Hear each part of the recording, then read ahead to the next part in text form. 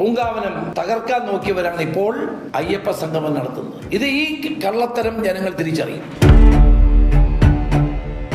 അയ്യപ്പ സംഗമം വാസ്തവത്തിൽ ഭക്തജനങ്ങളെ കബളിപ്പിക്കുന്ന ഒന്നാണ്. ശബരിമലയ്ക്ക് വേണ്ടി ഭൂമി നൽകിയതും സന്നിധാനത്ത് കുടിവെള്ളം എത്തിച്ചതും അവിടെ വൻതോതിലുള്ള പരിഷ്കാരങ്ങൾ നടത്തിയതും ഉമ്മൻചാണ്ടി ഗവൺമെന്റ് കാലത്താണ്. അന്ന് മാസ്റ്റർ പ്ലാൻ കൊണ്ടുവന്നു. മാസ്റ്റർ പ്ലാൻ കഴിഞ്ഞ 10 വർഷമായി നടപ്പാക്കിയിട്ടില്ലല്ലോ.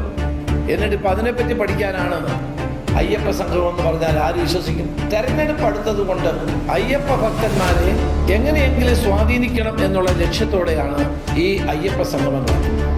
ശബരിമലയിൽ നിന്ന് കൊണ്ടുപോയ സ്വർണം എവിടെ? ഞാൻ ചോദിക്കുന്ന ഈ അയ്യപ്പ സംഘവുമായി ബന്ധപ്പെട്ട് മുഖ്യമന്ത്രി എന്തുകൊണ്ടാണെന്നും പറയാത്തത്? ഈ സംഘം ഉദ്ഘാടനം ചെയ്യുമ്പോൾ സ്ത്രീകളെ ശബരിമലയിൽ കയറ്റിയ സുപ്രീം കോടതി വിധി ഞാൻ അംഗീകരിക്കില്ല എന്ന് പറയാൻ പിണറായി വിജയൻ തയ്യാറാകുമോ എന്നുള്ളതാണ് ഏറ്റവും പ്രധാനപ്പെട്ട ചോദ്യം.